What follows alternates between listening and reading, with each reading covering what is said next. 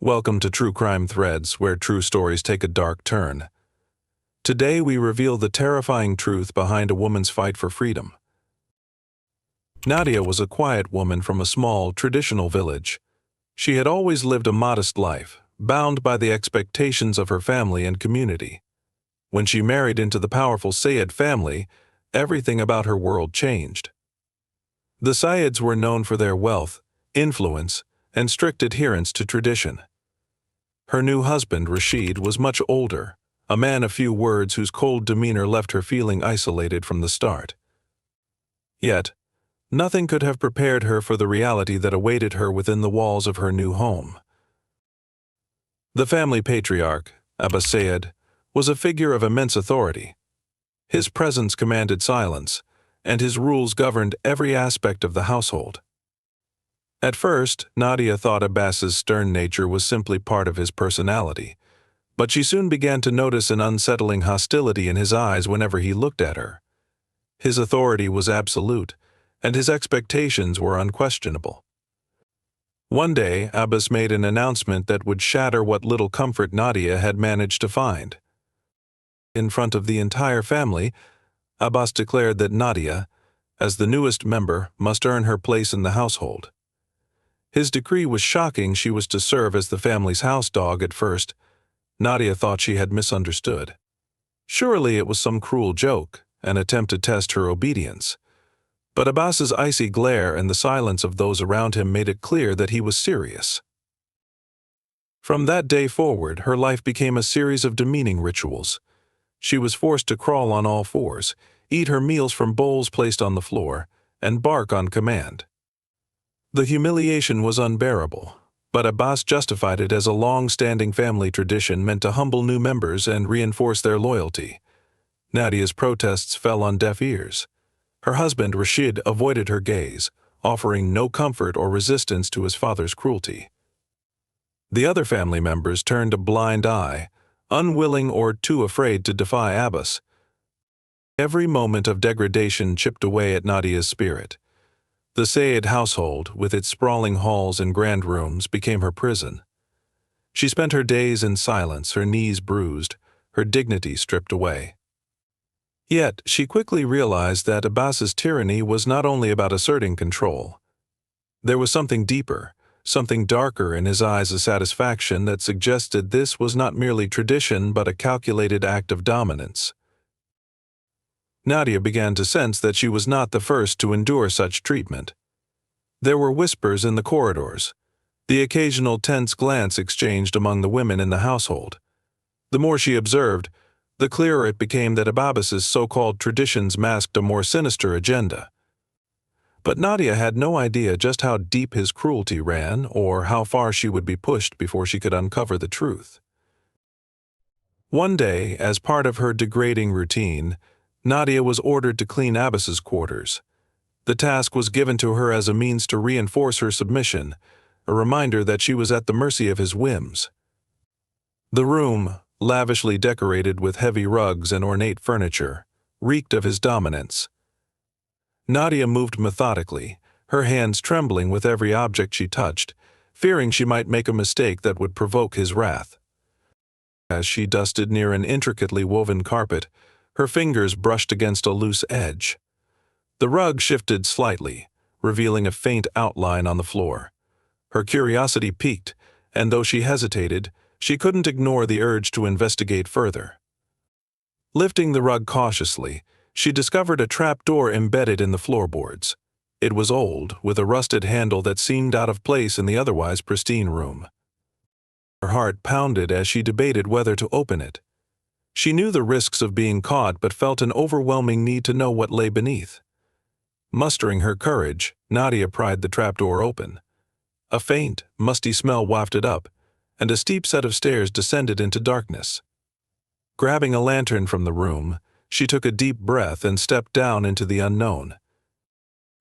The chamber below was dimly lit and eerily quiet. It was a stark contrast to the grandeur above, with stone walls and a cold, damp floor. As her eyes adjusted to the gloom, she began to notice the strange contents of the room. There were stacks of photographs, some faded with age, and piles of handwritten notes scrawled in an unfamiliar hand. Shelves lined the walls, filled with objects she couldn't immediately identify: trinkets, personal items, and artifacts that seemed oddly out of place. Among the photographs, one image stopped her in her tracks. The woman staring back at her from the picture was young and familiar, her face etched with a sorrow Nadia recognized all too well. It was Lena, her sister-in-law, who had mysteriously vanished years before Nadia's marriage. A wave of dread washed over her as she pieced together what she had found. These weren't just mementos, they were trophies, relics of Abbas's dark past. Each item in the room seemed to tell a story of suffering, of women who had been silenced. Nadia's breathing grew ragged as the weight of her discovery settled upon her. She realized that the tradition Abbas imposed wasn't merely an eccentric ritual. It was a mask for something far more sinister, a tool of control and dehumanization that had claimed others before her. Her mind raced with questions, but one thing was clear: she had uncovered a horrifying truth about Abbas. The chamber wasn't just a storage room, it was evidence of his cruelty, and perhaps even the fate of the women who had come before her. But Nadia knew that if Abbas ever discovered she had been down there, her life would be in grave danger. Life in the Sayed household continued with its oppressive monotony, but everything had changed for Nadia after her discovery in the hidden chamber. The weight of what she had uncovered was a constant burden, filling her with both fear and determination. Abbas's every movement seemed more sinister now, his every glance more calculating. She noticed how he would disappear late at night, locking himself away in the basement for hours. The trapdoor, the relics, and Lena's haunting photograph all pointed to a much darker truth about the man who ruled the household with an iron fist. Nadia began watching Abbas closely, hoping to find clues to his routine without arousing suspicion. He carried himself with his usual arrogance, but now she recognized the telltale signs of someone guarding secrets. His belt always held a set of keys, which he guarded obsessively, never leaving them out of his sight. He locked certain rooms in the mansion, forbidding anyone from entering.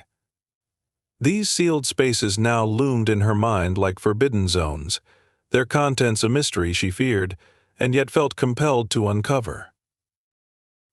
One night, Abbas retired earlier than usual, leaving Nadia to clean up the aftermath of a tense family dinner. As the rest of the family dispersed, she realized this might be her chance. Heart pounding, she made her way to one of the locked rooms she had seen him enter earlier that day. With a pin she had secretly taken from her hair, she fumbled at the lock.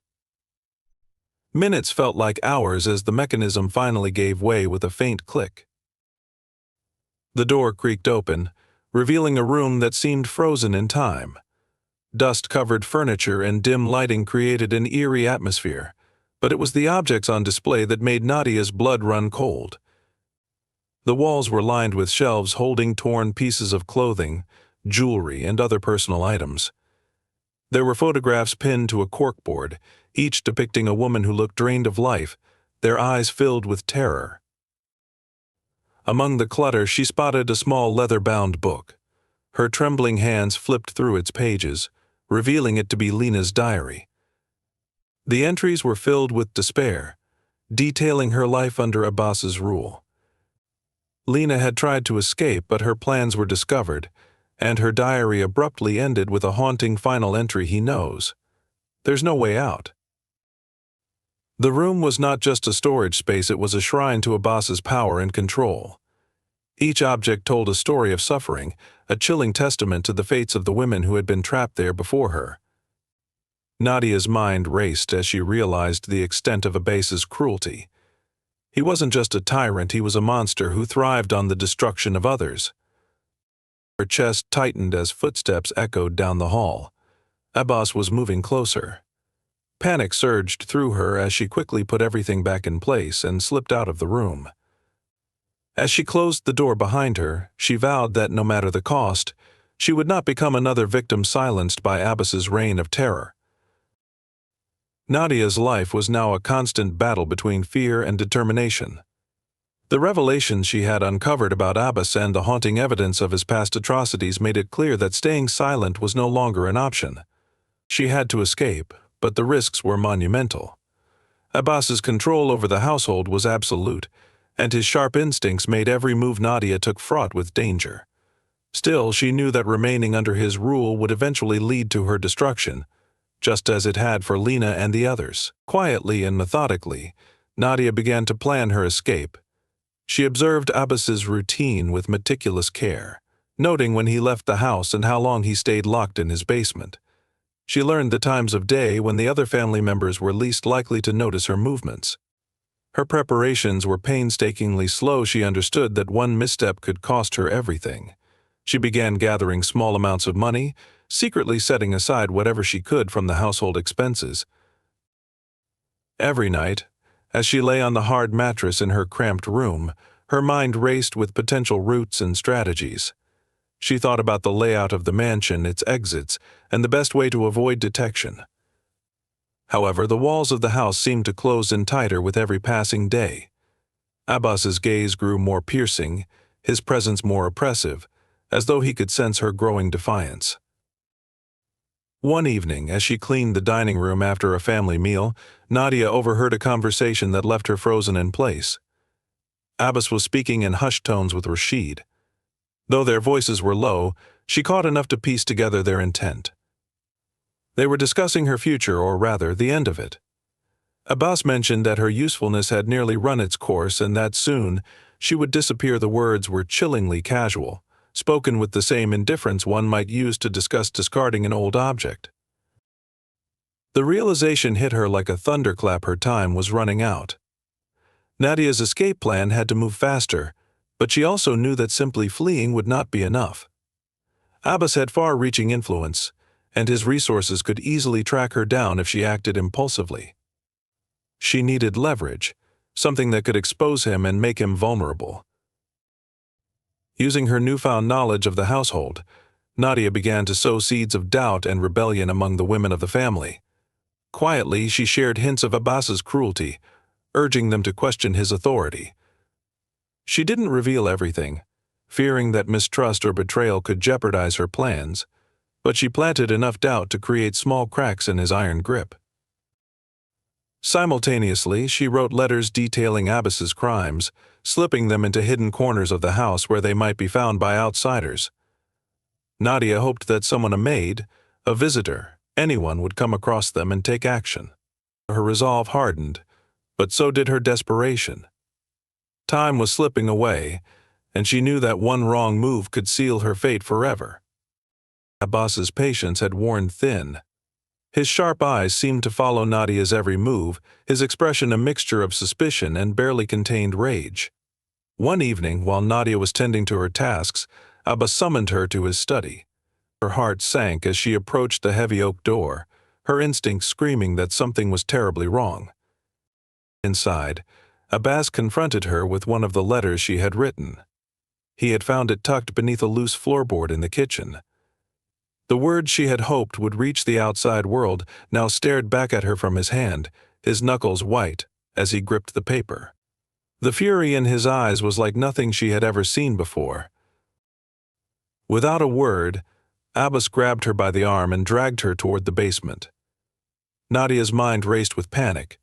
She knew what had happened to the others who had dared to challenge him, and now she feared she was about to share their fate. The cold, damp air of the basement enveloped her as Abbas shoved her down the stairs. The room was dimly lit, its shadows stretching like the claws of some unseen predator. Abbas began berating her, his voice a thunderous roar as he accused her of betrayal.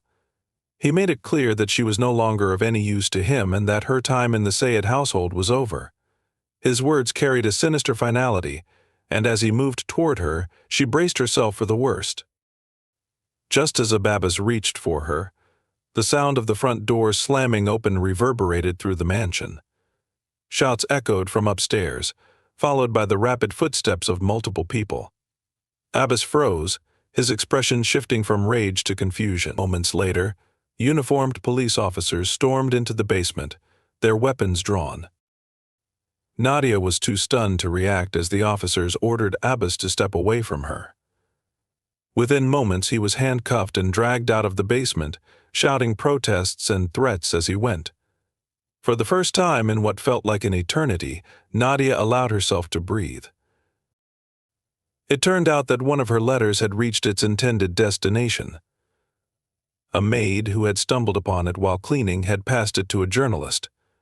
The journalist had pieced together the story and alerted the authorities, leading to an investigation that exposed decades of Abbas's abuse.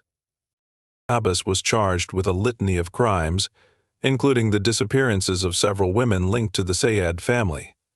Rashid, complicit in his silence and compliance, was also arrested. The revelations shook the community, tarnishing the Sayed family's reputation beyond repair. Though free, Nadia struggled to rebuild her life. The scars of her ordeal were deep, but she vowed to honor the women who had suffered before her by sharing their stories. Her courage became a symbol of hope, a reminder that even in the darkest of times, resistance could bring justice.